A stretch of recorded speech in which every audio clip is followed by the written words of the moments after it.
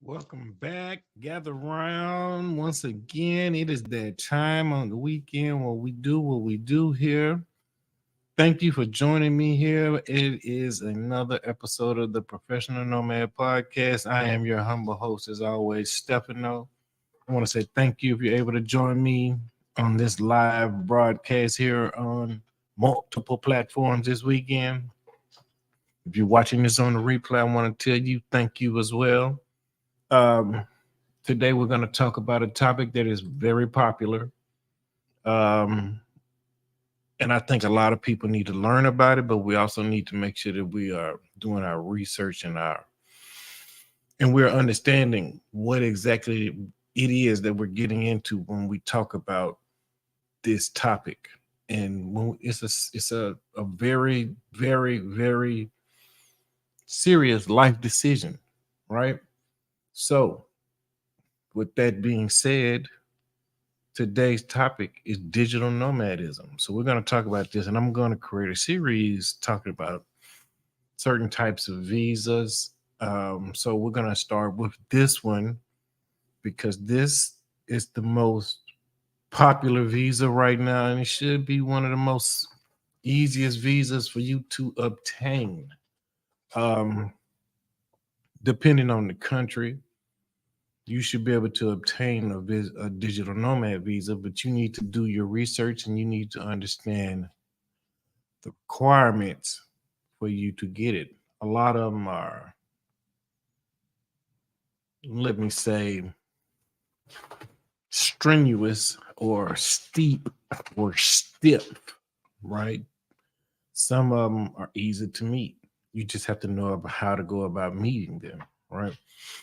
One of the favorite countries that I like is Colombia. So I know their guidelines and I know their visa is not hard to get, but you want to try to always make sure that you are able on your end to maintain. Also, you have to understand this lifestyle takes discipline. This takes a lot of discipline. If you're a party goer, if you're an every weekend club hopping type person, this lifestyle is not for you. This ain't for you. This lifestyle is for the people who like to move about around the world. Some people find another country to move to and they settle there using this visa and they extend the visa depending on the length and period of time. All right. Some people only stay for a short period of time and they maneuver from country to country to country to country. It just depends on your flavor and your taste and what you want to do. But with that being said, we're going to get into it and we're going to get into what a digital nomad actually is. And also, we're going to talk about some of the things that you need to know to become a digital nomad and what you need to do while you are a digital nomad. So, we had a couple of videos we're going to review. That's going to talk about that. Now, for to be honest, in the beginning, digital nomadism was only for people who worked in tech, right? People who could really, really afford that type of lifestyle because a lot of those people they made a lot of money. But because of the pandemic, a lot of companies have started to allow people to work remotely from wherever they wanted to. All right. From wherever they wanted to work, it didn't matter. Now, that's one of the main things you need to know. Does your company allow you to work remotely from other countries? Not just work remotely from other countries. Okay. You need to know this. You need to verify with HR, you need to verify with your manager, director, assistant director, someone who can give you the answers that's not going to tap dance around the subject, someone that's going to say yes or no. Also, you need to find out if your benefit package has travel and lodging a part of the benefits, because most of them do, and you don't know about it because they don't include that in when you go do your annual benefits for insurance and everything else. You don't know about these things. That's something you have to call and find out about. I had to do the same thing. So make sure you're able, that's the most important thing. Just make sure you're able to work remotely from another country. All right. Second off, you got to have proof of employment. You need to have proof that you have a job. You have to have letter of, it's basically an employment verification letter. I can't talk today for some reason. An employment verification letter, something that flat out says where you work at, and it's got to be from human resources. Where you work at, your job title, what you do, if you have a contract or not, right? If you have a contract, you need a copy of that contract, because applying for the visa, you're going to have to provide that. I suggest using a lawyer. That way they can explain to you fully what you're getting yourself into, right? I got an international lawyer. His name is Cesar Castro. Damn good one, too, right? Shout out to Cesar. Um,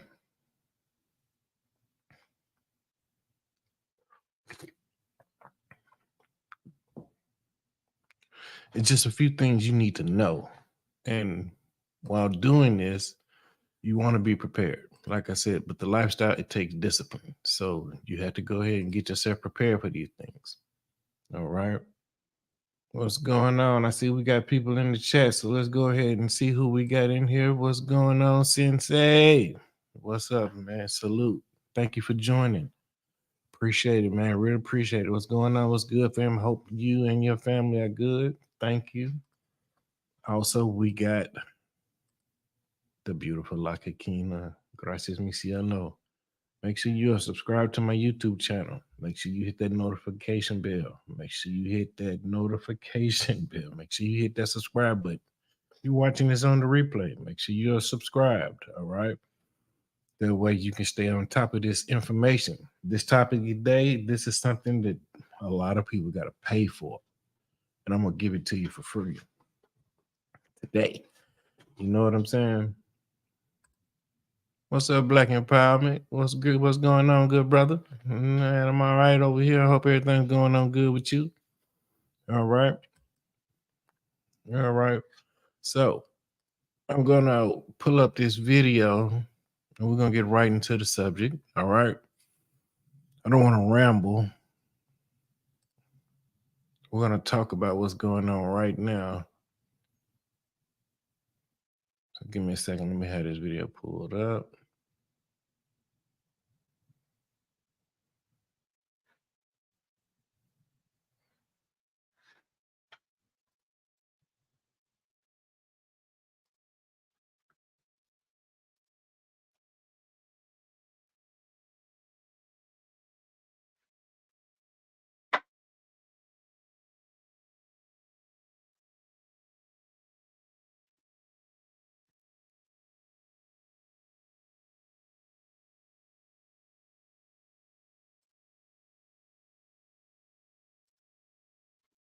All right. The first video we're going to go over is called The Future of Future of Work, Digital Nomads, Changing the World.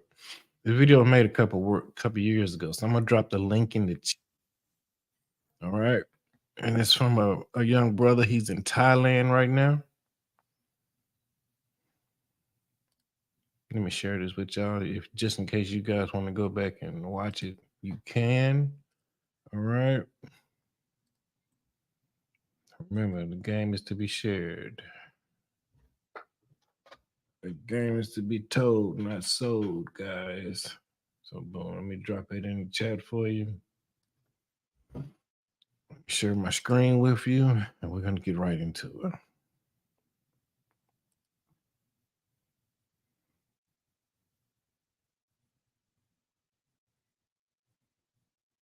Oh, man, I'm blessed to be in your presence, man. I'm blessed to be in yours, man. I appreciate that.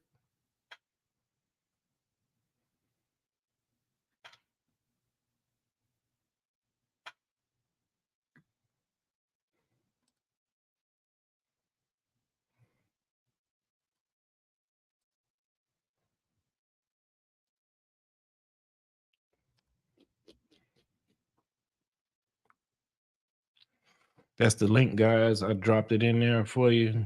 You want to watch this video? Go right ahead. You can come back to it later on. It's a short little 5-minute video, but it'll really give you a lot of, oh my God. There you go.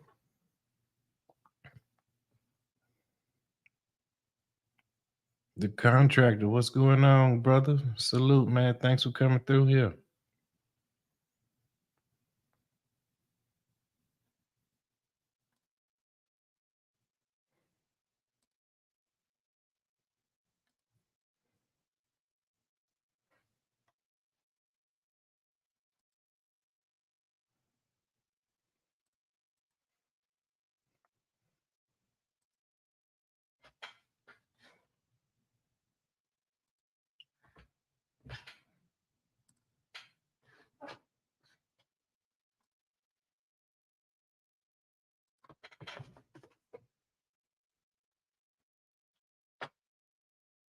Thank you for coming through, brother. Hey, guys, make sure you go through there and check out Machismo TV. The contractor is a part of one of the best groups that's out here right now. All right.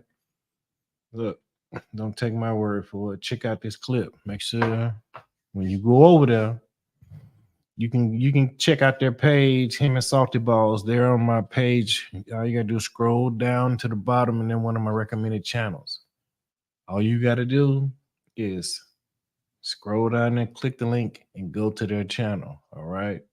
Check out this clip from them, and you'll see what they're all about. Welcome to Machismo TV, the ultimate destination for modern men seeking to upgrade their lifestyle. Subscribe to Machismo TV and Saul T-Balls.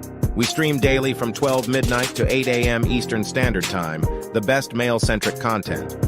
Highlight reels without reviewing or providing any editorial bias to the content. We have done so much, with so little for so long, we are now qualified to do anything, with nothing. And I mean with nothing. They can do everything. All right, guys? Please make sure you go over there and check those guys out. I rock with them heavy. All right? Let's check out this video. Let me turn off these captions. All right. Now, again, this is the brother from Thailand. All right. This video was made a couple years ago, so it's kind of old, but you'll get the gist of it.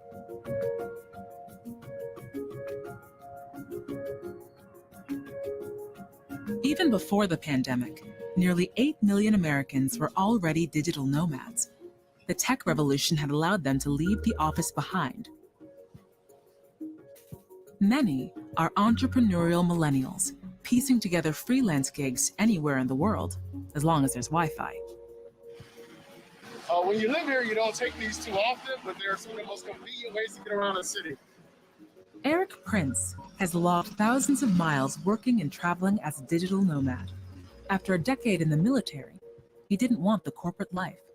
He chose to work abroad, providing digital marketing and social media consulting services to many multinational corporations. Let me stop it right there. Like I mentioned at first, this lifestyle was for the tech people. It was for the techies. Basically, they could afford to do that. Their companies let them do stuff like that.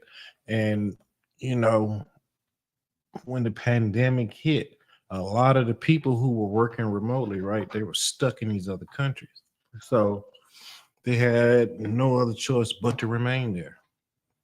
Now you have, like I explained earlier, a lot of people who simply were given the ability to work remote from whatever because of Dr. Fauci's advice, which we just learned was kind of false, right?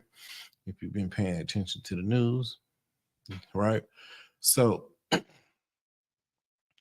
basically, everyone had to distance themselves. You couldn't socially distance in the office, so they were granted to be able to work remotely from wherever.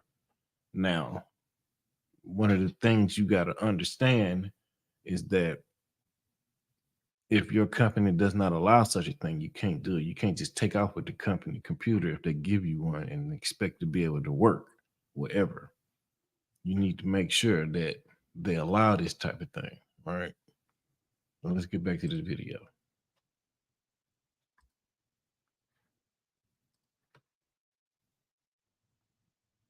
And hotel chains. Hey guys, what's going on? And welcome back to the channel. On his YouTube channel, The Minority Nomad, he offers tips for others interested in this new way of making a living. Let me know what you think, what you need from me, and I'll help you any way that I can. So as usual, leave the world better than you found it. I'll see you in the next video.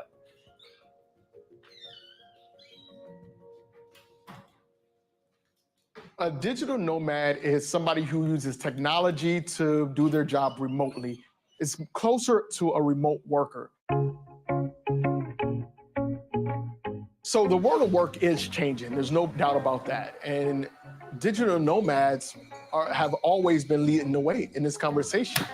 Companies are now coming to us to ask and learn. We're now the global experts on remote work. Some 400 miles to the north is Mike Hulp, a newer and younger digital nomad.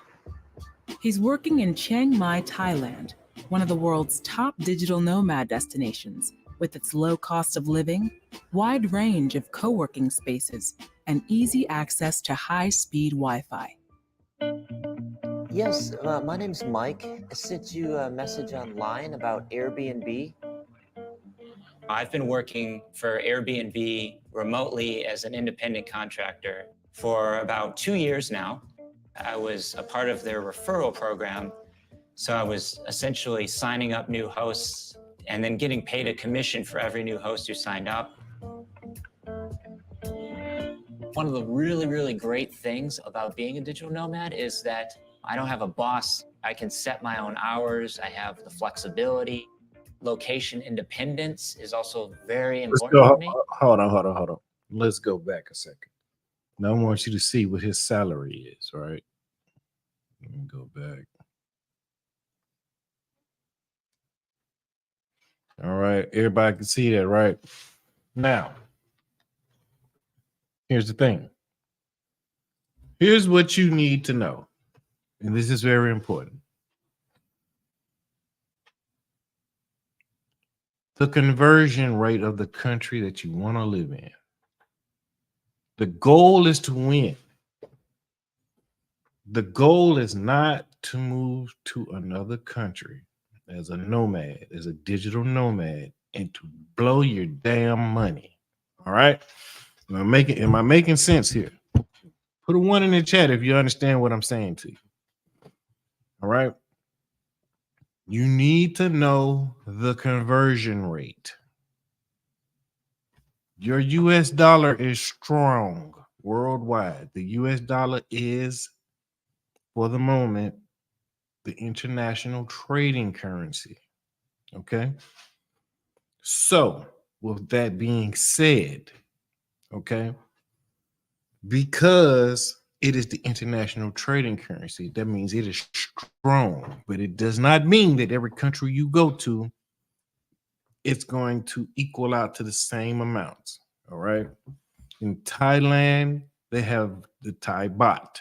In Colombia, they have the Colombian peso. Argentina, they have the Argentinian peso.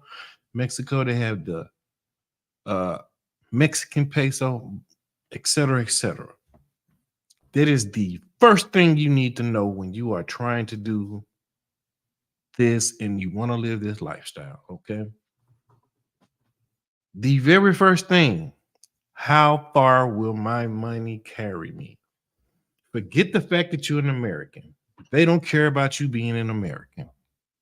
You're not a star. You get that out your head. Let me zoom in on myself real quick. Just because you're an American don't mean you're a damn superstar. When you go to other countries, you are representing us. You are not an actor. You are not Will fucking Smith. Okay? Just because you land in another country and you got a fucking passport and a couple greenbacks, that does not mean shit. Them people don't care nothing about you. Who the hell are you? Know what I'm saying? We got to get that out of your mind. Stop buying into these philosophies and these dreams that people are selling you on YouTube and the internet. We're going to keep it real over here, right? You need to do your research. Do not be lazy. Don't just think, oh, well, old boy said this was going to be good, so when I get there, it's going to be... No, fuck that. Your ass be stranded. You know what I'm saying? Don't do it. This is what you do. First fucking thing you do, what is the conversion rate? And how much will my money be when I get there? That's what you need to know. Okay? That's the first thing. Because if your dollar ain't going to equal out to nothing, why are you going there? You know what I'm saying? Like, hello. You know, sometimes common sense ain't that common. So you got to really, really think about this. Like I said, this is a disciplined lifestyle. Because when you take off and you shoot to Europe to go live, you can't call home and say, hey, I need some money. No, this is the real deal. You're taking a chance. And in life, we take chances, but you need to make sure that before you take this chance, you crossed off every box on your list, and you need to create a long list. All right. 2, how easy can I get a bank account? Do they give foreigners bank accounts? That is very important. What are the requirements for the bank account if they do? You know what I'm saying? 3, the most important thing is number 3. Is this a cash heavy country, or do they accept cards wherever I go?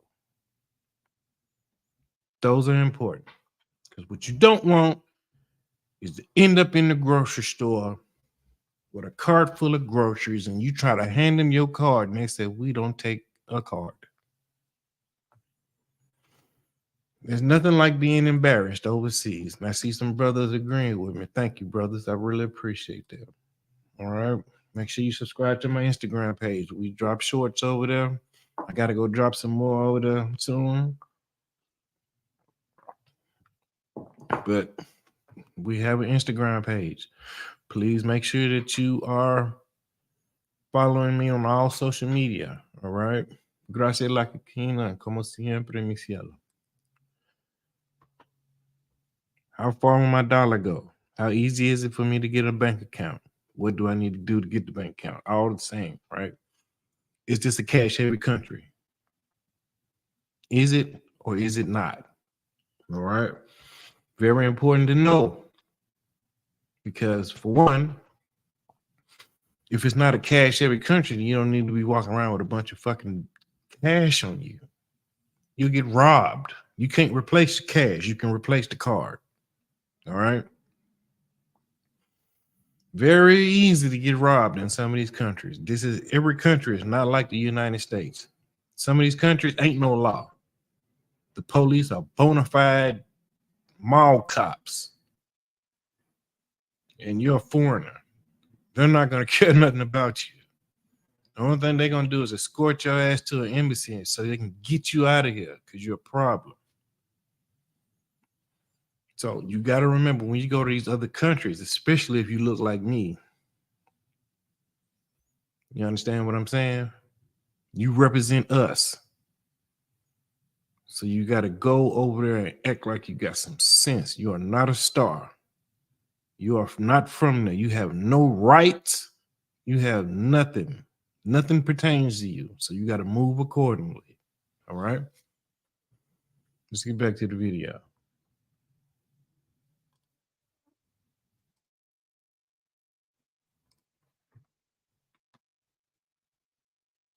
Things about being a digital nomad is that I don't have a boss. I can set my own hours. I have the flexibility. Location independence is also very important for me. The views from up here are breathtaking.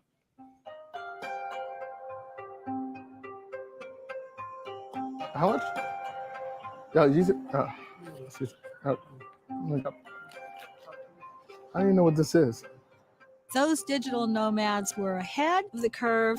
They were using the opportunities created by a digital world to create a flexible workplace for them. The upside of the digital nomad life is the opportunity to keep seeing new places and trying new things. Part of what draws people is the idea of not being tied down and not being committed to any one thing. Let me stop it right here. This is one thing I want to call out. All right, let me go back. All right. You see this? Everybody see this, right? Don't do that. Don't do that. Every country ain't cool like that. You better know where you're going. You be jumping some of these forums online, right? Only reason he's doing that because he's in Thailand and it's safe. I guarantee you, you can't walk around Colombia with a digital camera in your hand taking pictures of people. All right? Yeah, that's right. Conversion rate, bank account, cash heavy or not, act like you got some damn sense. Thank you, man. Sensei. There you go. All right. Thank you. I appreciate that. I hope y'all paying attention to that. Don't do this. Know where you're at. Know your surroundings. Know if it's okay for you to do that. Or you can get there. You can't just be walking around taking pictures of folk. Everybody ain't cool with that. Ask for permission. Say, hey, do you mind if I take your picture? Okay. Thailand is a peaceful country, so they're used to it. You know what I'm saying? I wouldn't do that in some of these countries in South America. So if you're gonna be, especially if you're going to South America, you need to learn some Spanish first off. Okay.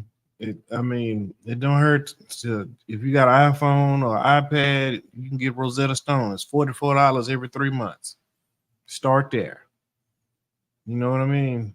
There's no excuse for you not to be trying to learn another language this day and time, because 20 years ago, 25 years ago, they didn't have signs in stores saying, "Se habla español." Now they do. You know what I mean? 25 years ago, 30 years ago, in your workplace, you didn't have people who spoke multiple languages. So in order for you to not be behind on times, you need to catch up, right? What's Black Empowerment saying? At my age, I'm looking for a safer place in America to spend my golden old days with better healthcare. Boom. That's a number. That's another thing you need to add to the list, Sensei. How good is the healthcare? Right? You need insurance. say places like I just went to Colombia. If you seen on my community tab, you can see I went to Colombia. My fiance showed me a bunch of places I went to. I went and had a bunch of exams. I went and got some doctor visits. I went and got ultrasounds done. A whole lot of things that have never been done here in the United States for a little bit of nothing. I went to one place, they did an ultrasound on my kidneys, on my colon, my bladder, everything for $80. $80. It's unheard of. They also, for them $80, they did an arterial gas test. It's where they drew blood from my artery, not my vein, from my artery, to check the gas levels in my arteries. Now tell me how many people have had that done. How many times has your doctor recommended that? I wear glasses, right? I went and had a bilateral ocular something. In the States, it costs $500. I paid $96 for it. It's where they shoot a dye into your wrist, into your bloodstream, and they map out your eyes, right? How many times has your eye doctor recommended that for you? I guarantee you none. I guarantee you none. I never heard of it before. You understand what I'm saying? For $96, it cost $500 here.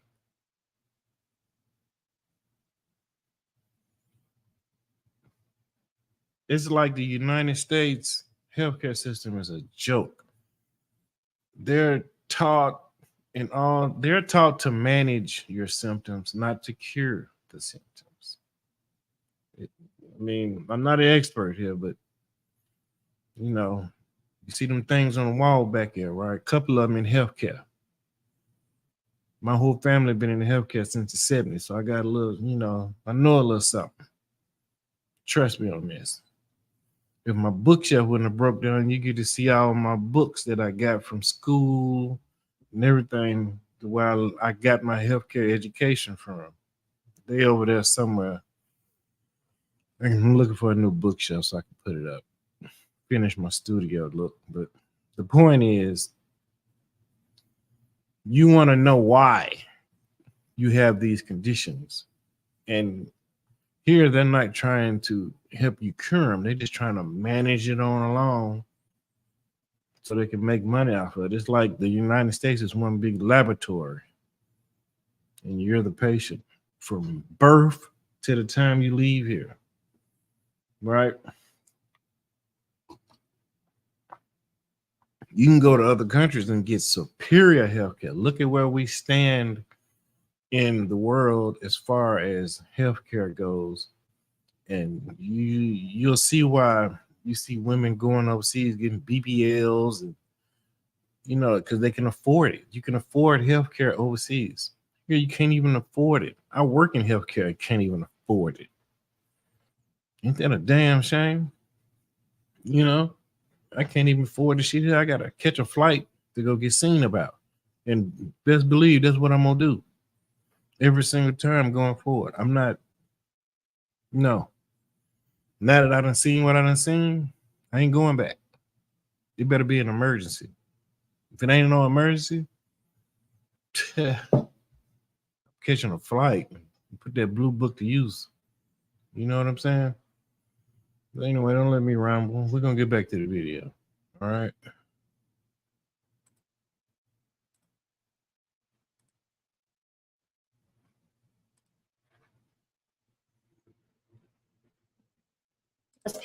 Is the idea of not being tied down and not being committed to any one thing.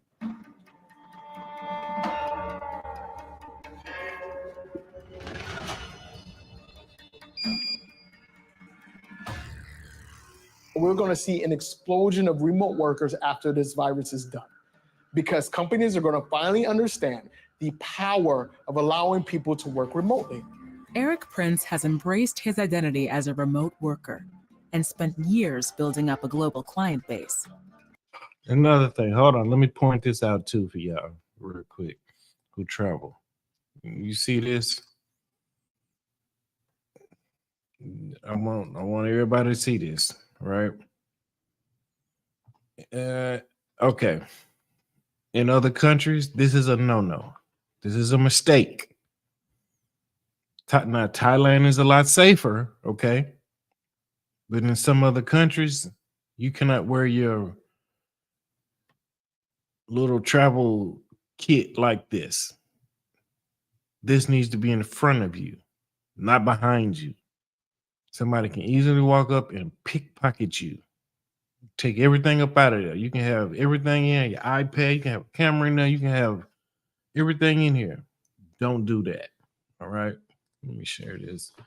Make sure you're following me on the Facebook page. Right now, we're live on Twitter, we're live on Facebook, and we're live on YouTube.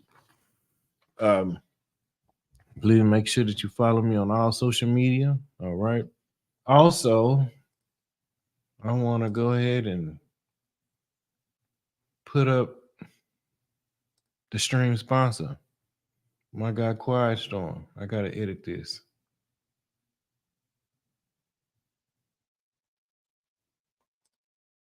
He sent me a donation the other day while I was on Salty Balls. And I appreciate that, brother. He's always donating to the channel, showing love. So I want to make sure that I give him his props while I can. Let me add this to the main banner. All right.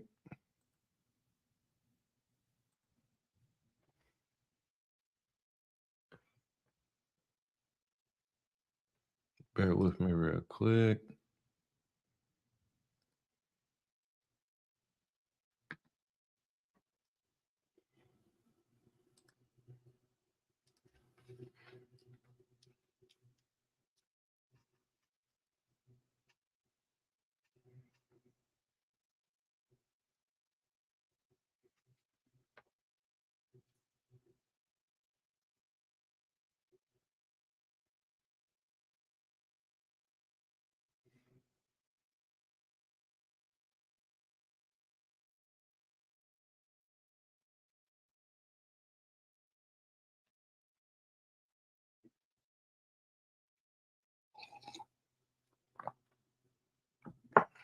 But yes, do not do this. What this guy's doing right here, you can do that in Thailand. You can't do that in some other countries. So that's a grave mistake right there. You know, make sure you wear your kit in the front. All right. Do not wear this in the back because someone can easily walk up in some of these poor countries and they're so smooth they'll go through this bag while you don't even know it. Next thing you know, all of your stuff is gone.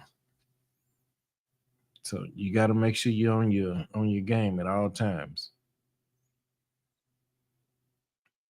Give me a second. This computer's moving a little slowly. Boom, there we go. All right. Yes, big mistake. Big mistake right there. A remote worker and spent years building up a global client base. Can I sit on the beach for the rest of my life and work from a laptop? I can, absolutely. But that came with almost a decade of work.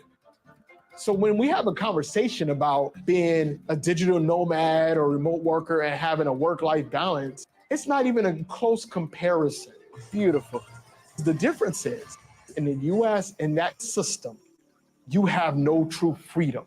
But in this world, I have all the freedom I create for myself. Now we're done with that video. Let me pull up the other one.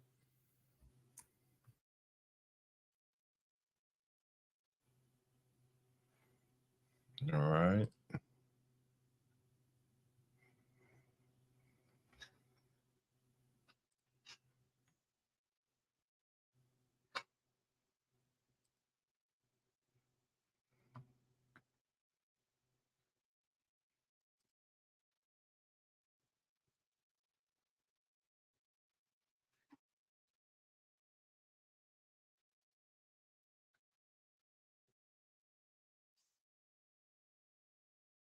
Okay. Let's start it over. All right. Now, You want to make sure you know where you're going. You got to know the rules, man. There's rules to everything in life. I always say this. Never put yourself in a position where you got to explain. All right? Never put yourself in a position where you explain. There's too much information out here for you to be explaining why this happened to you, why you look the way you look. All right? You want to make sure that you're being safe. Not, I mean, I understand what Black Empowerment is saying, but you have to take the initiative to be safe, if that makes sense. You have to do this, because if you don't and you go to some of these countries, you're automatically going to be a target, and you have to be aware of that. I suggest going in some of these Facebook groups and try to link up with some solid individuals, right? It ain't just other Black people either, because just because you're skin folk don't mean you're kin folk. All right. You want to go and you want to try to make sure that you're linking up with some solid individuals that can provide you with some solid information. Uh, the the thing about other countries is people like foreigners, people like Americans, right? But in some countries we have a bad rep. So as long as you can get someone to vouch for you, you'll be fine. You'll be fine. And you have to show respect. Don't crack jokes, because every joke ain't the same. Like, I mean, don't get me wrong, I'm Black, so I like to crack jokes too. I like to laugh at certain things, but you gotta know why you're overseas, what you can laugh at and what you can't laugh at. You gotta know what people ain't telling you, right? Is you gotta know if you go in someone's house and if they're trying to feed you and you turn the food down, is this a sign of disrespect? Mm-hmm. You got to know this, because in some households, when it's time to eat, we all eat.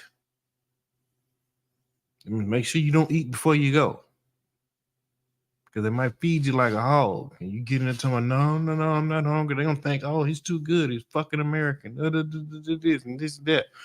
No, sit your ass at the table and eat. Be willing to try, even if you don't like the food. Eat. You know, if you ain't never if you ain't never had fish with the head on it before, be prepared to see a fish with the head on it. Okay. You don't mean you got to eat the head, but you know what I mean? You need to know things like it. Like, hey, is it okay if I don't eat when I get there? Is this a sign of disrespect? How they gonna take it? You know, blase blase. You want to know these things, man. Like, this is serious business. Right? And some of the things, like I said, like in joking, some of the things we say, people in other countries take it literally. So you gotta know what you can say and who you can joke with before you start doing it, or you might end up in a situation you can't get out of. Right?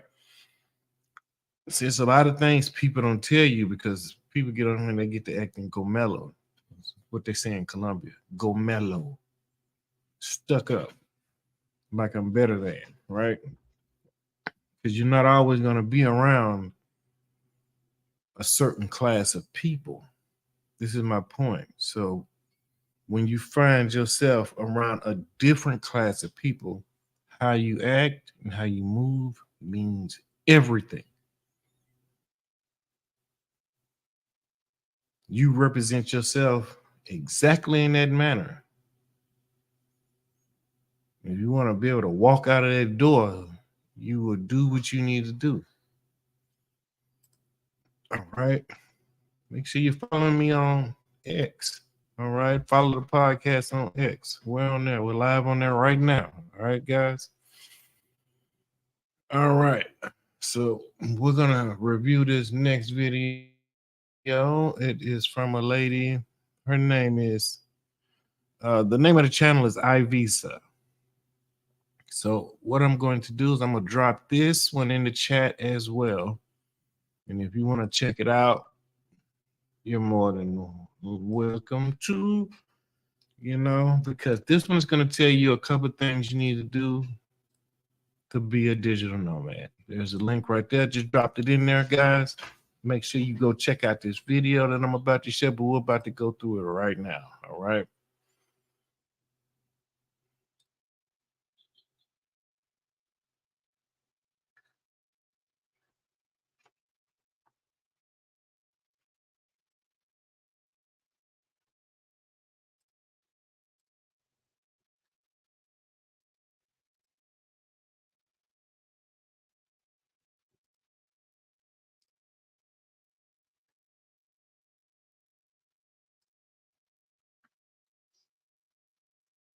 Congrats, you found yourself a remote job or taking the plunge to work for yourself online. But before you can call yourself a true digital nomad, you'll have to find the perfect spot to take your laptop in order to live the dream. This is your ultimate guide to choosing the best cities for digital nomads. Whether you're a Brazilian resident freelancing for a promising startup located in the US, or a French citizen working for a remote first company from the beaches of Bali, the internet has opened up new opportunities for people to do what they love while earning an income. In our ultimate guide to choosing the best place to live as a digital nomad, you'll find a breakdown of everything you need to know about choosing the perfect destination, including a list of the most popular cities for remote workers. But what are some of the benefits of being a digital nomad? Until recently, living like a digital nomad would have been unimaginable for many. Fortunately, traveling has become increasingly accessible as the COVID-19 pandemic prompted many companies to allow their employees to work from anywhere. That means the days of commuting, unless you're traveling between countries, working 9 to 5 in an uninspiring office building, are a thing of the past. The unique digital nomad lifestyle has tons of benefits that encourage people to take the leap, including a chance to see the world. The number one reason for making the step to becoming an online nomad, instead of just taking 2 weeks off a year, you can make travel a regular part of your life. Find inspiration in new environments, learn a new language, and get to know other cultures by simply spending some time as a temporary local. And whether it's a cool cafe, digital nomad community hub, or funky co-working space, you can work from wherever you feel most productive. Better work-life balance as a digital nomad, and usually you can start earlier or finish later, and in between meet with friends for lunch, exercise, spend time sightseeing, or simply do the things you love. Digital nomads have the freedom to work when they are productive and rest.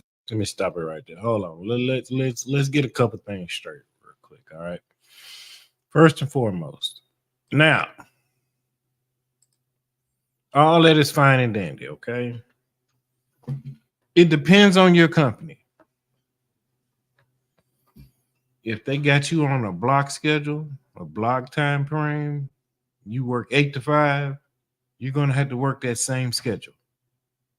All right. 8 to 5. A lot of this stuff sounds good, but like I said in the beginning, guys, you have to be disciplined. You have to be prepared to understand you might not be able to go to lunch with your friends.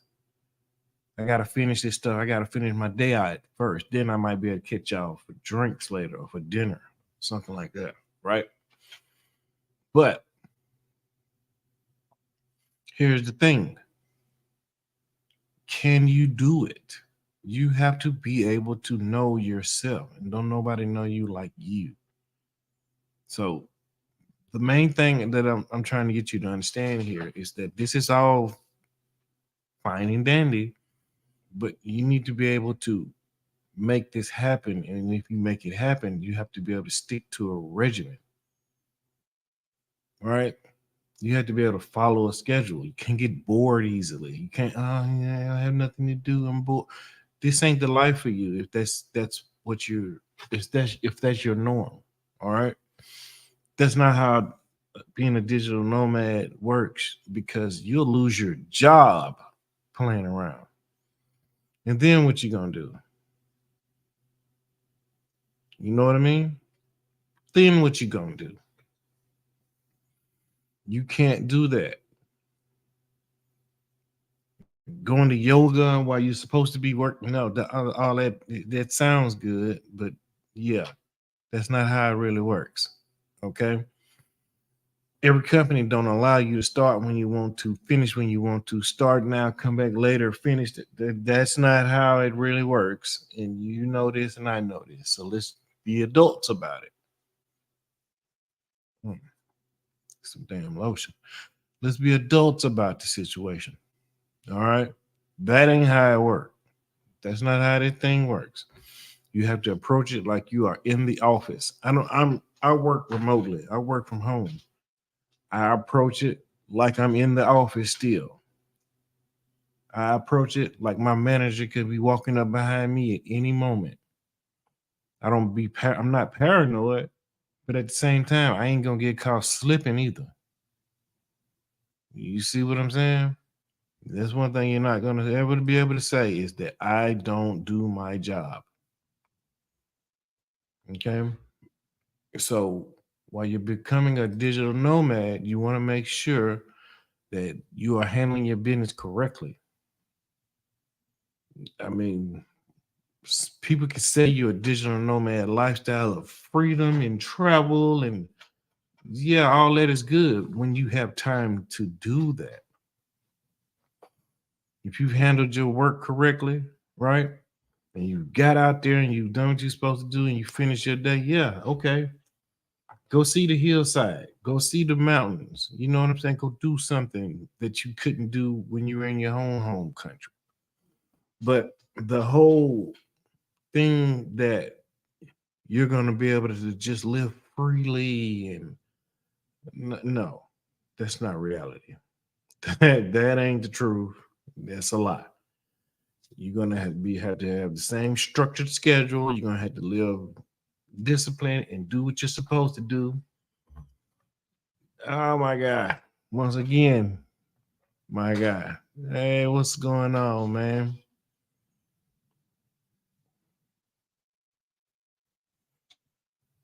No. So what happened with me was I got promoted. So like I tell the story of how I listened to Kevin Samuels video. I watched his video, right? Which is why I love Kevin Samuels so much. 'Cause I used to have a beard. I trust me. If I don't shave in a week, I look like Wolverine. Right? I gotta go to the barbershop every week.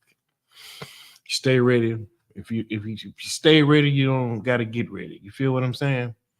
But I watched the Kevin Samuels video, and Kevin Samuels was talking about you need to cut your hair, right? You need to cut your hair. If you want to climb the ladder, and I didn't go to school for nothing, if that makes sense, Quiet Storm. If you uh, want to climb the ladder, you need to mirror what the people look like in the org chart. Like if you're a black man, does anyone look like you? Right? Which means, do you see people on this org chart with beards, dreads, etc.? If not, you cut your hair. So basically, I shaved my beard. I kept went back to my old goatee.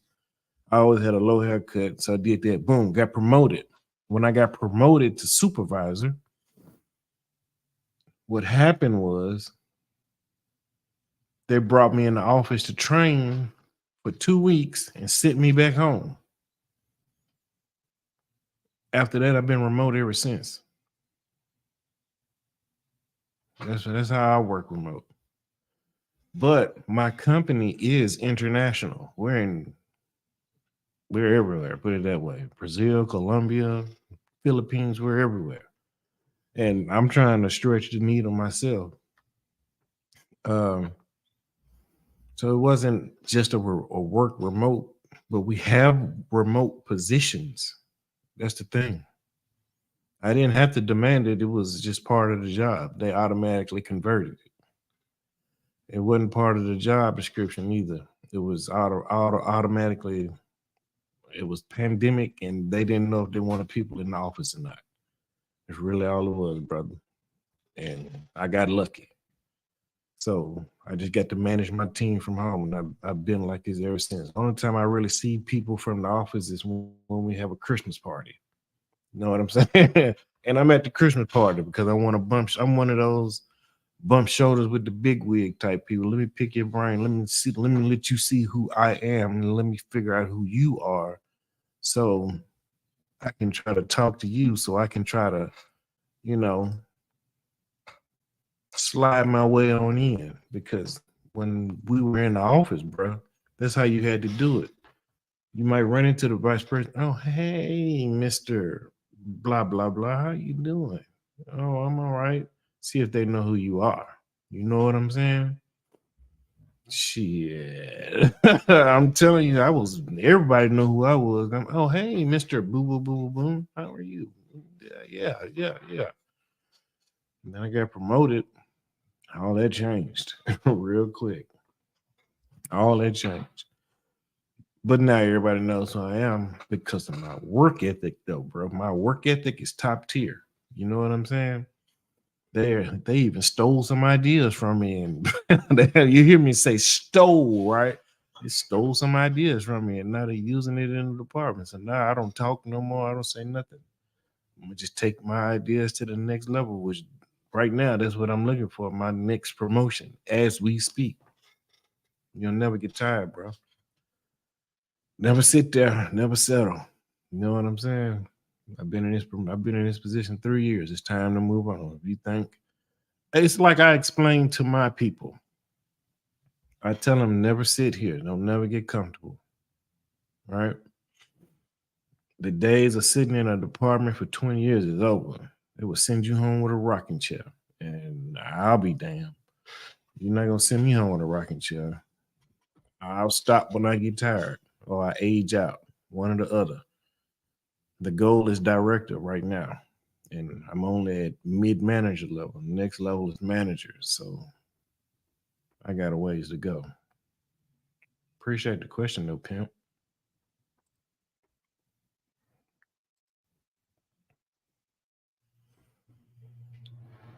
Yeah. So, long story short, they had me training supervisors. I was so damn good. They realized how good I was. So I ended up running my mouth to the supervisor I was training about a process I was trying to develop that I seen on YouTube that we could do. And then I was talking to my manager about it at the time. He's gone. And I was telling her about it. And next thing I know, the next month, they implemented it and gave her the credit. Ain't that cold? It's cold, bro. This is a cold world. So no more. Y'all can have it. Be damned if I tell you anything else. You know what I'm saying? Mm-mm. I done seen it. You're not gonna get me no more. Nope. I just do my job and receive my little bonuses until I can get the hell out of there. Let me get back to the video class store. When they are not. Lots of online vagabonds report better mental well-being, less stress, and feeling more connected to their environment. Be part of a global community. The global nomad community is very international. In addition to meeting local residents, you'll also meet digital nomads from around the world that you wouldn't have otherwise. In addition to teaching you cross-cultural communication skills, making friends from different backgrounds is always eye-opening. Save money and pay off debts. Rising housing and living costs around the world are pushing people to live with less and seek alternative lifestyles. Digital nomading allows people to reside in places that have a lower cost of living. Living abroad can help save money as you have fewer responsibilities like rent or a mortgage and energy. Now, let me stop it right there. What was the number one thing that I said, guys? Number one thing I said was what? Let's see who remembers. If anybody was still here who was there when I said it, the number one thing you need to do when you want to become a digital nomad is to see how far your money stretches, right? Right? Right. Okay. What's the conversion rate? Like right now in the US, the cost of living is super high. So one of the reasons you want to become a digital nomad, I get it. Escape this high cost of living and inflation. You want to move to another country, right? I get it. All right. So you've done your research. What's the conversion rate? Right? How much is rent going to be there compared to what your rent was in the United States? Okay. You want to know these things. How much are you going to, what's the difference you're going to be pocketing? Boom. Another excellent point is, which country do I need to keep my money in? Another point is, do they do double taxation? It's a lot of things to think about. Because I don't want to move to a country that does double taxation, people. You shouldn't either, right? Why do you wanna move to a country that's gonna double make you pay taxes there too? It's a list of things that they don't talk about on here. Simple to easy find out. You gotta Google it, you know. Yeah, I mean, you can book a consultation with people if you want to too. And they should be able to help you with that type of information too. But at the same time, you need to know. It's important stuff you need to know. Some of the things on these videos sound like a Disney movie, and we know, excuse me, life ain't a Disney movie. Make it seem like it's gonna be all well and done until it come time to file taxes, and then they pop your ass. I didn't know what. Well, why you didn't learn this before you left, bro? You know what I'm saying? Yeah. Do not get sold a dream by nobody. Do your own research. Please do your own research. People will tell you what they want you to hear and what they want you to know. And you should never want anyone to control your individual thoughts or actions ever. Do your own research. Right? I mean, you can put together a string of videos that will help you with all this stuff that will pretty much format out your whole plan for you. Also, get a lawyer. If you just don't trust people, amen, brother, amen, amen. If you do not trust people, get a fucking lawyer. You don't know what kind of scams or shysters are in these other countries. Once again, don't get sold a dream. Do your own research. Do your own research. Please do your own research. You might find out something that you don't even know was possible because no one ever told you. But by doing your own research, you will learn things. And the reason I say get a lawyer is because legally, you want to make sure that if you're going to be filing for visas or any kind of things dealing with other countries, you know international law and legality. Okay? You want to make sure you know these things. And if you don't know them, you want somebody who does. I can't just take your word for something. I need to know. And ain't no better way to do that than having a lawyer. And guess what? Lawyers overseas don't cost $5,000-$6,000, $10,000-$20,000. Maybe cost you $100 or $200. You don't know until you try. You know what I'm saying?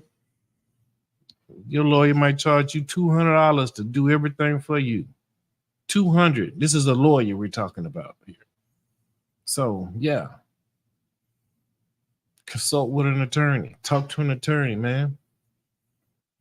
Last thing you want to do is think you've gotten this everything wrapped up and that you're able to move to this country and you done packed up all your shit, ended your lease, sold your car, you done all this shit, and then you done moved to this country, and then you get there and they tell you you are illegal. You go, no, bro, no. You need to know. You need to do your own research. Once again, don't get sold a dream by nobody. By nobody. Everything sounds good, but you want to make sure that you're doing your due diligence. Always. It's okay to be scared too. You know what I mean? The scared man survives because he's always paying attention. Let's get back to the video.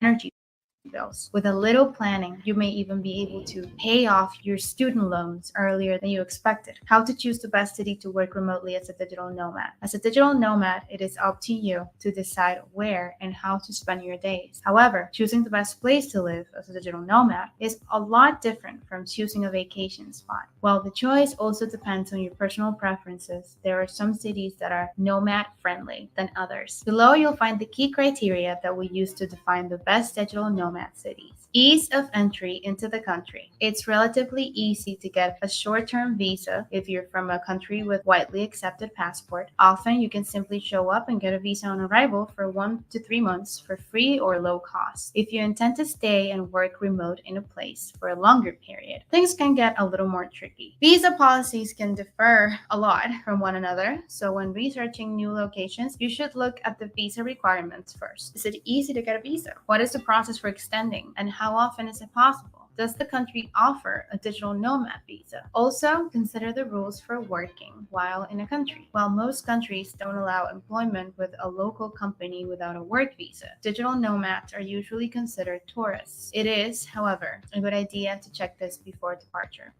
Remember what she just said, because it is very important what she just said. You're not a citizen, you're a tourist. Even if you get a digital nomad visa, for instance, it's a great visa. For Colombia, let me speak on Colombia for a minute. The digital nomad visa for Colombia is up to 2 years. It's not an automatic 2 years. It's up to 2 years. All right, let's clarify this. You can apply for that visa and they can grant you this visa for 1 year.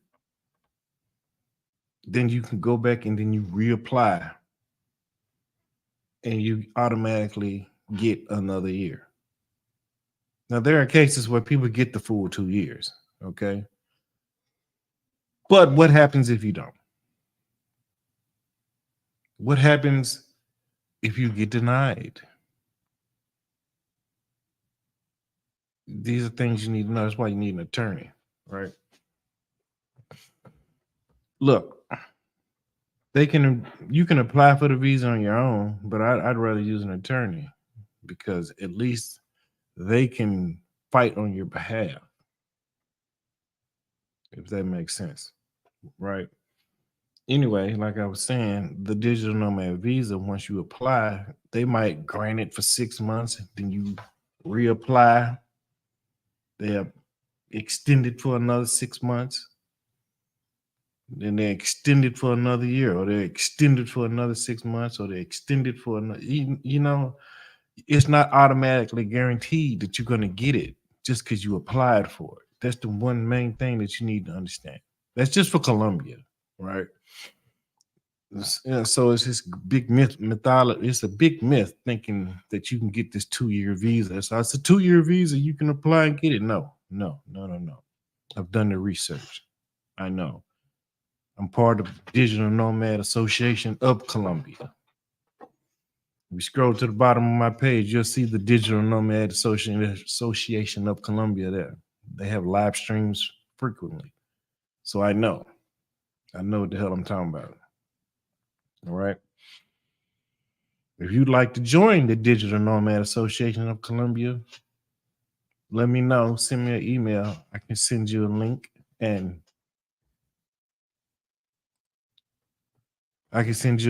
all you got to do is pay a membership and you'll get certain discounts around the country because you're a member of the association.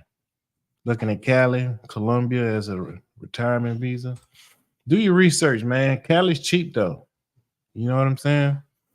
Cali right now for me has been the cheapest city that I've seen out of all of them. But you might want to go take some visits to other places. You know what I'm saying? One of the things that I look at when I think about it is, okay, what is the infrastructure like? You know, all right. If you have you ever been to Cali Black Environment? So you want to know, right? Because really not a lot to do in Cali. You know what I'm saying? So I would use Cali as a hub. That's what I would do. I'd live in Cali because it's cheap, and I would use that as my hub to visit the rest of the country. You know what I'm saying? I mean, yeah, they got the salsa clubs and they got a lot of restaurants, things like that, right? But you're missing out on the whole country. So you want to go expand. You want to go see Medellin. Don't be scared to go to Medellin. Don't be scared to go to Medellin. I was listening to shit about Medellin and I went. And it's not that fucking bad. It's not bad like that. As long as you stay away from in Medellin, as long as you stay away from that spot where all the tourists go looking for the girls, you're going to be fine. You got to stay away from that spot because that's where everybody goes and that's where everybody get drugged and robbed at in them bars and clubs down there that everybody goes to down there in Poblado. It's the one little area. Yeah. Stay away from there. You ain't got no business there. None. You don't have no business there. Just like if you go to Cartagena, you ain't got no business at the clock tower. You have no business there. You know what's there, right? You know what's there. You know what it's known for. And you know if you go looking for that type of thing, you know what you might run into, right? You go down there playing, you're gonna get taught a lesson. Right? I had some friends that went down there and they happened to them. You just it rules. You know what I'm saying? I mean, Cali, you've never been to Cali. Cali's nice. You know what I'm saying? Go to the man, what is it called? I forgot the name of it. I went last year. Lost my damn lens and my SD card to my camera. I forgot the name of the big event they do in Cali in August. Same weekend as it's the same week as my anniversary. It's a lot. It's things to do, but I mean, you want to go see it for yourself. It's hot as hell too, so you got to stay hydrated. Make sure you stay hydrated. Get the app, get the InDriver app, and get the Cabify app. Don't be taking no random ass cabs. Know who you getting in the cars with, right? Is what I suggest you do is make some friends down that motherfucker. Make some friends down there before you go. Therefore, when you start requesting shit, you requesting this shit in their name. Colombians, look out for other Colombians. The minute they see your American ass name, you become a target. All right. When I'm there, everything in my old lady name. We requesting cars in her name. Know what I'm saying? If I use the app to request a cab, her name. We call and make reservations, her name. You're not gonna gringo price me. It works, trust me. Just want to relax with my wife, my two handicaps. I heard that. I heard that. Only thing I'm gonna tell you is don't get sold a dream, bro. Do your research. Do your research. The retirement visa is an excellent way to go. And I'm gonna do a series on this right here. Right now, we're talking about digital nomads and digital nomad visas and stuff like this. And I think next week we're gonna talk about some more visas. I got to do my research on it so we can bring it to but the retirement visa is a great way to get you citizenship, right? They also got the citizenship by investment too. I think you spend $110,000 and you get an investment visa. Boom. Business visas. That's just Colombia, right? That's not every country in Latin America in the world, but you got to know where and what's going on. But you want to do some exploring. Cali is known because Cali is where the black people are. But Cali can't be the only place you go just because it's black people there. Because black people are going to be black people. You want to go to this place and you want to move to this place because you want peace for you and your family. So no matter what city that is in in Colombia, that's the goal. It could be Montenegro, right? It can be Manizales. You know what I'm saying? Hell, if you like dry desert shit, it could be La Guajira. You know what I'm saying? There's a spot in Belgium right outside of Medellin in the hills called Norte America. You know what I'm saying? Where the rich folk live. Gated community. Don't sound peaceful to you? Sound peaceful to me. Know what I'm saying? Yeah, facts, contractor. You want to make sure you want to go there. And then the in-country flights, you got Avianca and you got JetBlue too. But my recommendation is if you're there, take Latam. They're the cheapest. Latam, Avianca. If you're gonna do that, JetBlue, they're new on the scene. They didn't really have good prices because I was trying to price some tickets to San Andreas, and they weren't really talking about nothing while I was there. So, yeah, but Latam is like Southwest, right? Southwest always got some kind of sale going on, and because Southwest always got some sale going on, they always competing with Southwest. Well, Latam is always, making it happen, and they always got the best prices. And then Avianca is always trying to compete with Latam, so the two is back and forth. Latam is for the regular folk. Avianca is for the bougie folk. You know what I'm saying? Because when you get on the Avianca flight, you'll see the difference between them and the people on Latam. You know what I'm saying? They all better than Spirit though, but I'm just saying. So that's the airlines you should think about when you're down there. You should look at Latam and Avianca. Avianca is going to be more than Latam every single time though. You know what I mean? Most of the time when you catch a flight, you can catch flights from Florida with Avianca or Latam. So if you look for them, if you go to their website, you can look up tickets. But while you're in the country, you can get a $50 plane ticket like it ain't nothing. I'm talking about back and forth, brother. You know what I'm saying? My old lady, when she flew to Cali, man, nothing. $25. You know what I'm saying? That's nothing. It's a plane ticket we talking about. $25. You know what I'm saying? Come on. And we booked day of with Latam. You know what I'm saying? So you just got to make sure you know what you're doing. Go visit the country, but link up. I would say, well, you don't even got to link up with nobody. Before you even move down there and take your family with you, you need to go scope out the scene. You need to go see what's going on, right? You need to do this. And I'm talking about you need to do more than go down there and go to some clubs and shit. You need to go down there and you need to go to the mall. See how these people ain't going to be thinking about you. They're not even paying you no attention. But you got the rules you got to follow, bro. You can't be walking around with cell phones out. Like I said, with the little pouch thing like this.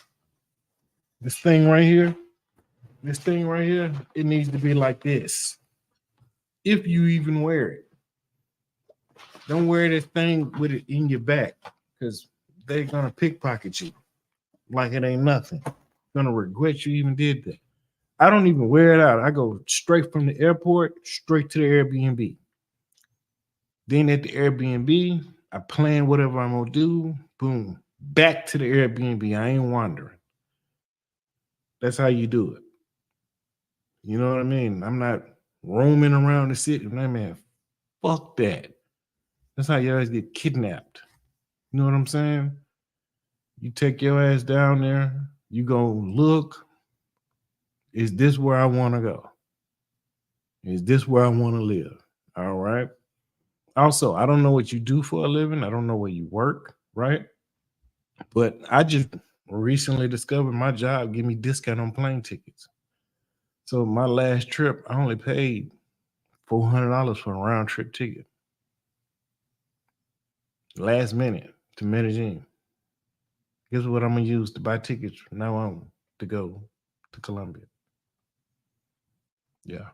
So check with your job, see if you get employee discounts. If you get employee discounts, do that. If not, get you a VPN, switch it to a poor country, and get on Google Flights, my man.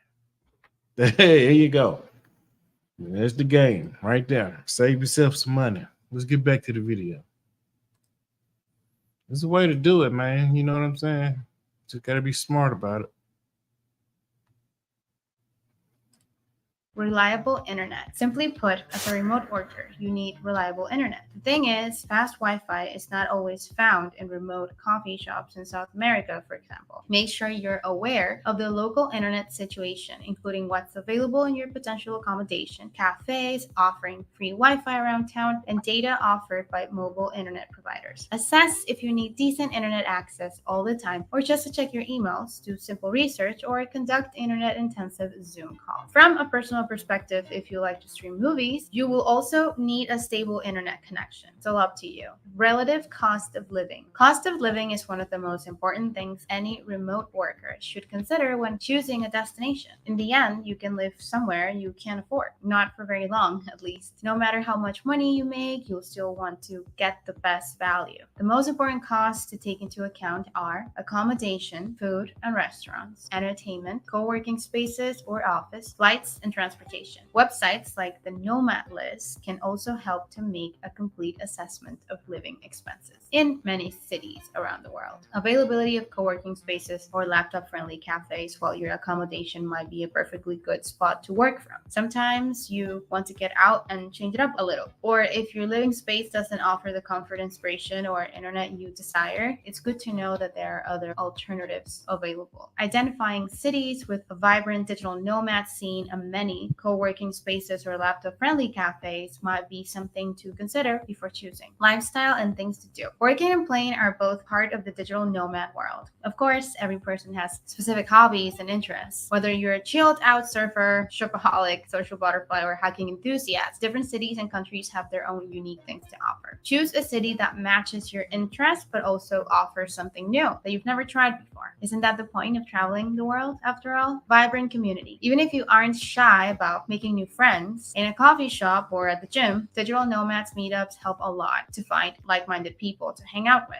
Digital nomads are building a home away from home, and a community helps them do that. Before making a decision, check out what the popular digital nomad hubs have to offer. Places like Selena, WeWork, or Rome are great for making new friends, networking, and bouncing ideas off each other. There are co-living spaces offering an all-in-one experience, from gyms to bars and restaurants, or simply find a cool networking event or meetup, for example. Infrastructure. Getting around and exploring a city that offers good infrastructure will be much easier. In major cities, public transport can drastically affect your quality of life. Not having to hire a car will help keep costs low. Make sure to have easy access to transport if working from a co-working space. Whoa, hold on. Let me stop it right there. Now, I'm going to turn my cam back on real quick. All right, look. I'm going to call cap on one thing. Now, depending on the conversion rate, guys, this is why it's important to find a conversion rate, right? So I'm going to keep using Colombia as an example. If you know the conversion rate, do you know what your US dollar converts to into the Colombian peso? So let's say I wanted to catch from the Airbnb I stayed at to, which was in Bello. Okay? It was in Bello. This is 30 minutes outside of Medellin. So I wanted to catch, and I feel you. Do what you got to do, because I don't want to be here when that election come either, Black Empowerment. But let's say I wanted to catch a ride with a car service, right?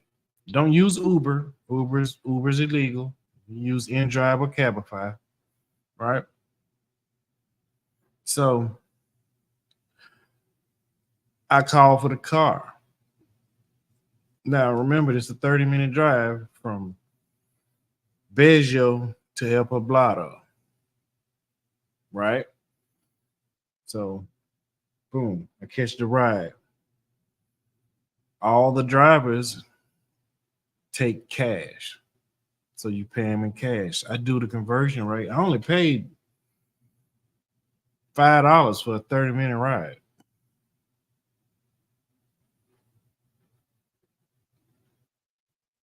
I mean, think of how much you would spend here in Nashville in a cab to get, or think of how much you was in your city, wherever you live, how much would you pay for a cab for 30 minutes? Guarantee it won't be $5. You know what I'm saying? I want to say $5. It might have been cheaper than that. But you get the point. So it just depends on the conversion rate. The conversion rate is everything. The conversion rate is it's every fucking thing. It's everything. That's what's most important. All right. That's what's going to determine your lifestyle. I ate at a Peruvian restaurant for the first time in my life. Never had Peruvian food. It was so delicious. Peruvian restaurants are expensive. I ate at one there, and it was only like $50 for 2 people. I mean, that's $25 a person. That's beautiful. When you would have been here in the States, you probably would have paid $200. The conversion rate is everything. It is everything. You know what I'm saying? $45. You see what I'm saying? That conversion rate is your lifeline. It's everything. It's going to determine whether you're going to be able to live or you're going to basically regret leaving. You know what I mean? I ate at a Japanese restaurant while I was there. A good Japanese restaurant here, $50 a person. For 3 people, I paid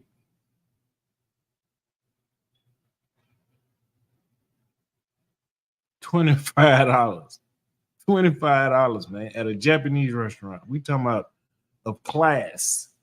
Not no middle of the mall Chinese, you know what I'm saying? You don't know if it's dogs or cat. I'm talking about a Japanese restaurant.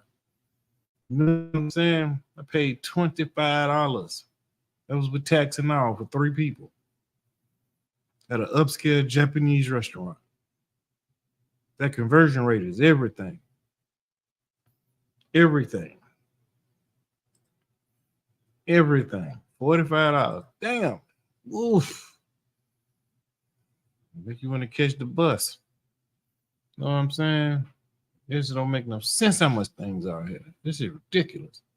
But depending on the city or the country, I'm saying, that determines how much money you're going to spend. You got to do the research, guys. Got to do the research. That's why it's important. Back to the video.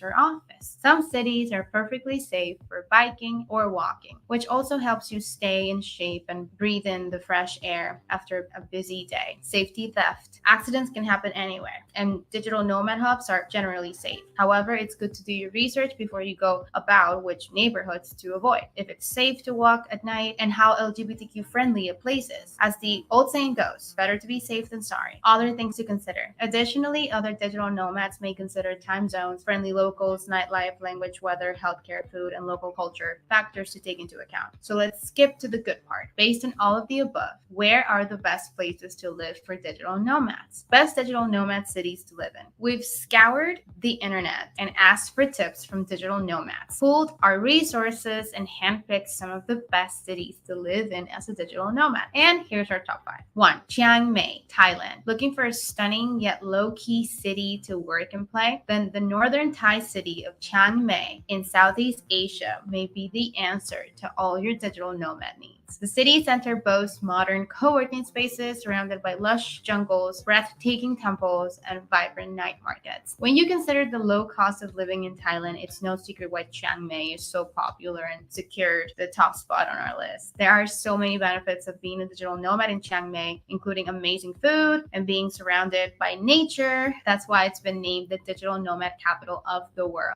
Remember one thing. You would never be able to own property in Thailand. Just remember that. Even if you marry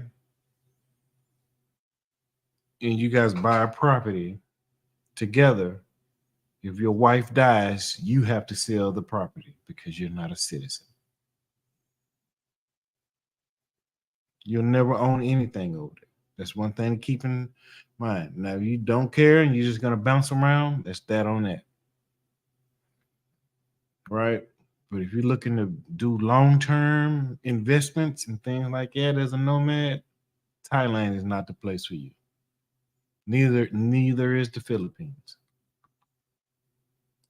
Ease of entry. With 64 countries being able to enter Thailand without a visa for up to 30 days, including citizens of the UK, South Africa, most of Europe, Asia, and South America, Thailand gets a 5-5 for ease of entry. Reliable internet, 4 out of 5. Relative cost of living, 4 out of 5. Overall safety, 4 out of 5. Relatively safe, but be aware of pickpockets and pretty thieves. Number 2 is Lisbon, Portugal. So this was a little bit more pricey than other options on our list, but the city has tons to offer. In comparison to most other places, the cost is outweighed by the impeccable modern infrastructure and easy lifestyle in Lisbon. The beautiful weather, rich history, large expat community, gorgeous attractions, and mouth-watering food are all excellent reasons to consider Lisbon as your next remote working destination. The fact that Portugal offers a digital nomad visa and an incredible golden visa program for those looking for something more permanent is an added bonus. In terms of ease of entry, Portugal offers a specialized digital nomad visa or Portugal D7 visa, which makes it much easier for remote workers to enter the country. Thus, it gets a 4 out of 5. Reliable internet, 5 out of 5.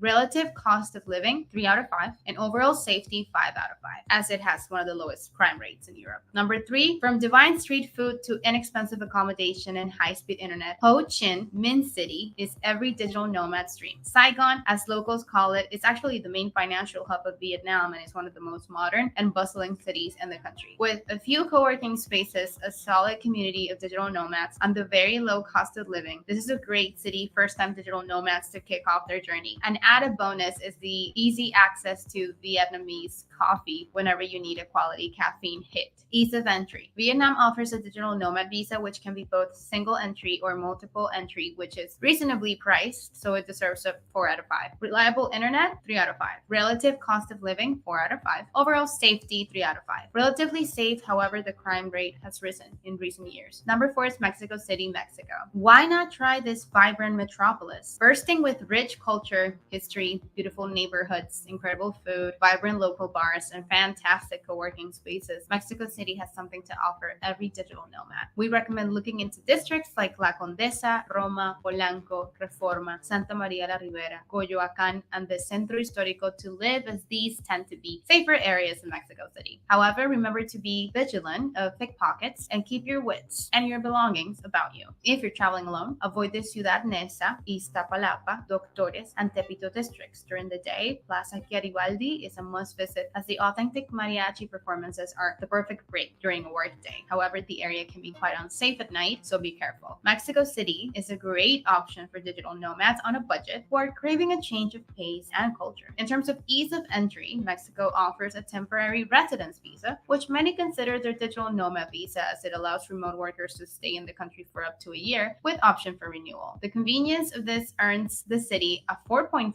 out of 5. Reliable internet, 4 out of 5. Relative cost of living, 5 out of 5. Safety, 3 out of 5, depending on which areas of the city you are in, of course. In general, it is advised to exercise caution throughout Mexico City. Number 5, Canggu, Bali. Last but not least, it's a more luxurious destination that comes with quite the price tag. Canggu, Bali is certainly not among the cheaper options in terms of cost of living, but who can resist the chance to work in heaven on earth? The former surf paradise, Canggu, is now a booming expat area that boasts numerous Instagram-worthy Australian-style cafes, ample co-working spaces, and a great community of like-minded individuals. With lots lots of networking events, free workshops, and cafes, this is the ideal place to rub shoulders with other nomads. In terms of ease of entry, Indonesia recently revealed that travelers can enter Indonesia and Bali for a workation under the B211A visa. While it's not an official digital nomad visa, it earns Bali a 3 out of 5. The visa is only valid for 60 to 180 days, and those with a 60-day visa can extend it twice. However, this also means doing more paperwork. Reliable internet, 3 out of 5. Relative cost of living, 3 out of 5. Overall safety, 4 out of 5. Canggu is generally quite safe if you are always aware of your surroundings. Make sure to read our blog post with an overview of this video. This was the ultimate guide on how to live as a digital nomad. If you liked it, make sure to give it a thumbs up and subscribe to our channel for more relevant travel content. We drop videos twice a week. This is Thelma, your cool travel expert, and I'll see you in the next one. Safe travel.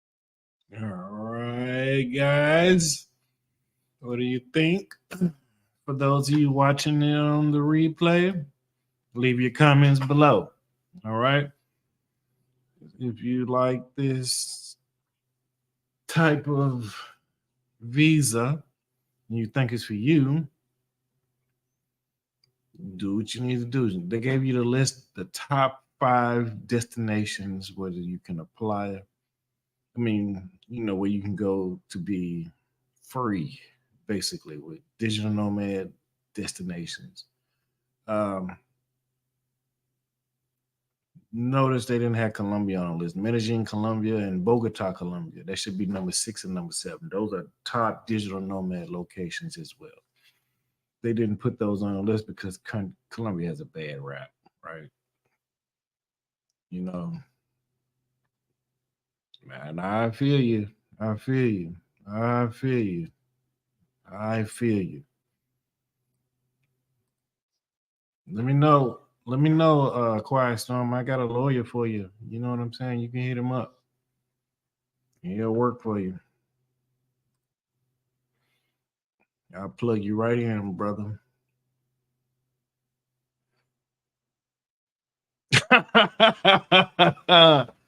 I'll go on that Polo, fuck that heel figure. You feel me?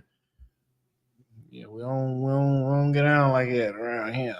You know what I'm saying? On a rocket polo. That's it. Nothing more, nothing less. Working my way up to the purple level, pimp. You know what I'm saying?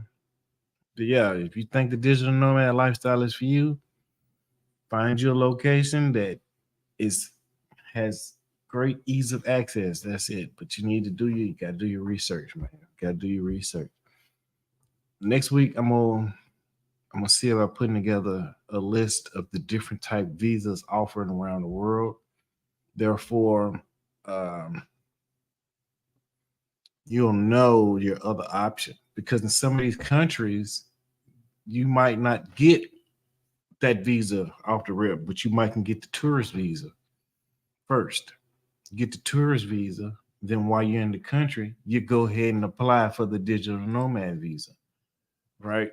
Because a lot of the times, if you apply for a visa outside of the country, then you have to do it through a consulate. Let's say in Colombia, if you apply for the visa, you have to do it through Bogota. You know what I mean? And any lawyer will tell you that.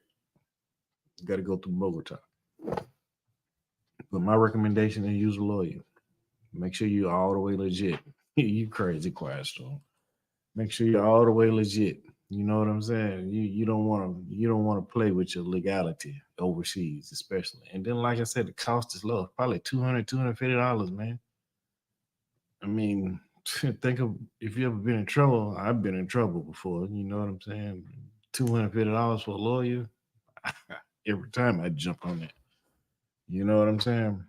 That's the thing. You want to make sure someone's helping you the right way.